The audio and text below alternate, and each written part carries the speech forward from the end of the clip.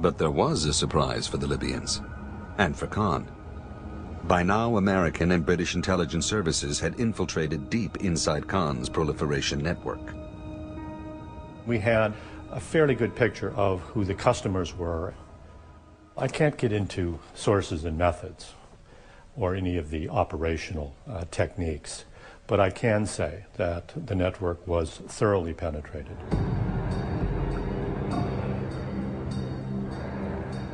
So penetrated that when a ship called the BBC China left Dubai in October 2003, authorities boarded it and knew exactly what crates to open, seizing centrifuge parts the Khan network had shipped to Tripoli.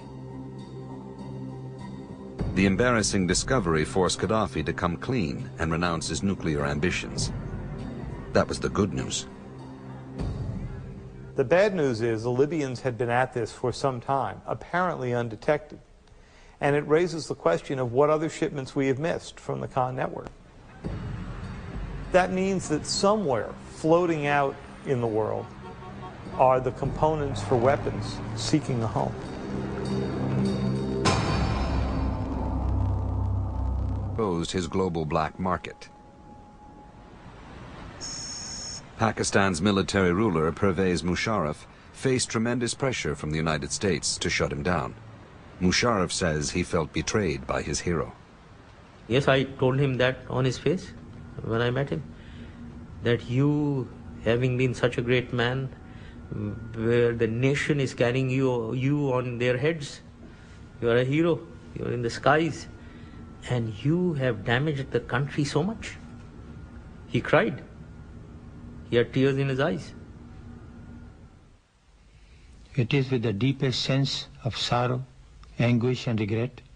Musharraf forced Khan to apologize on national television, not in Urdu, the national language, but in English, to convince an international audience he had acted alone. I also wish to clarify that there was never ever any kind of authorization for these activities by the government. In Washington, President Bush hailed Khan's fall from grace as a victory. The AQ Khan network has been brought to justice.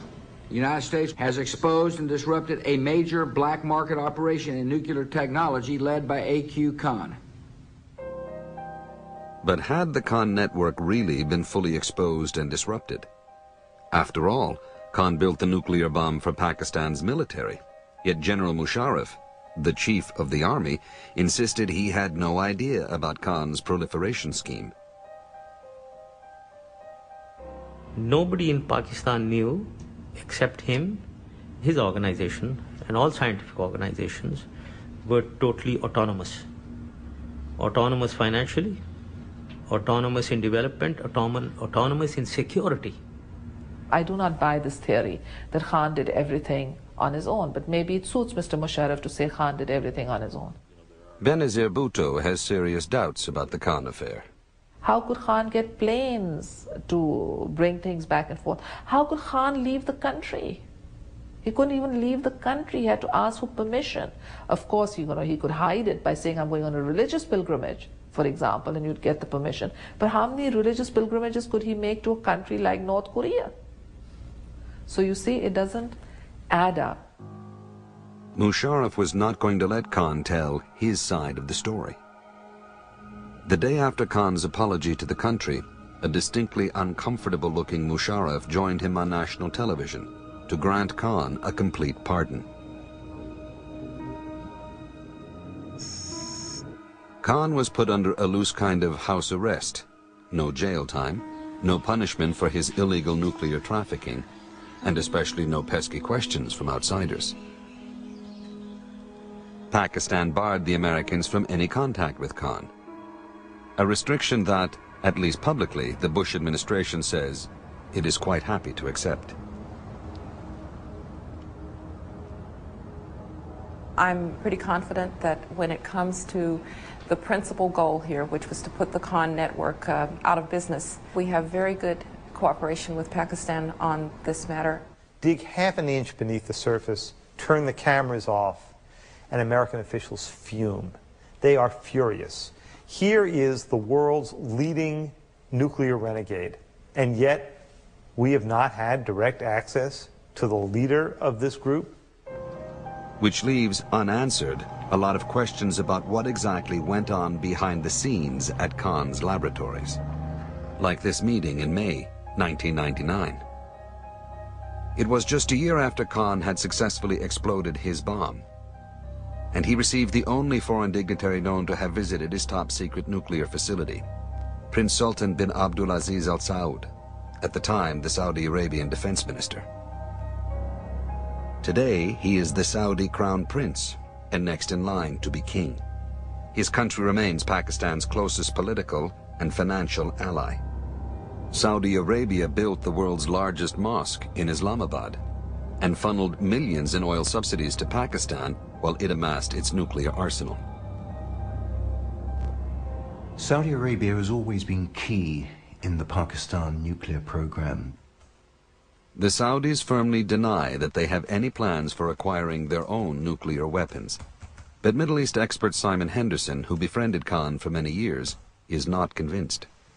I fear that Saudi Arabia has certainly made the decision to go ahead to get nuclear-capable missiles. I fear that Pakistan is going to be the supplier of them. And Saudi Arabia could be just one of many potential nuclear clients.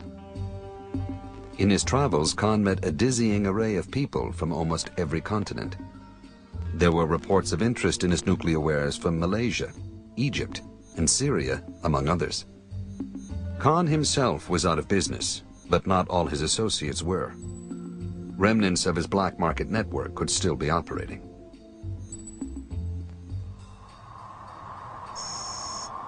That's why they are so concerned here at the Vienna headquarters of the United Nations International Atomic Energy Agency. The agency's inspectors pored over computers turned over by Libya, Khan's last known client. They discovered that the Khan network had made digital copies of the nuclear centrifuge plans. They have no idea how many copies were made or who got them. That was an absolute wake-up call for everybody. Well, on North Korea, I think we need to start preparing ourselves. Mohammed al-Baradei and his agency won the Nobel Peace Prize last year for their work on nuclear proliferation. But he says Khan takes the prize for ingenuity. When we first came to know about the AQ-Khan, network, it was, to me, mind-boggling.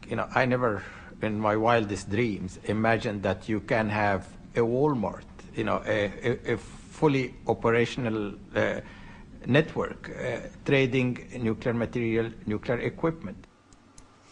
It was a whole new picture for the UN's nuclear weapons watchdog.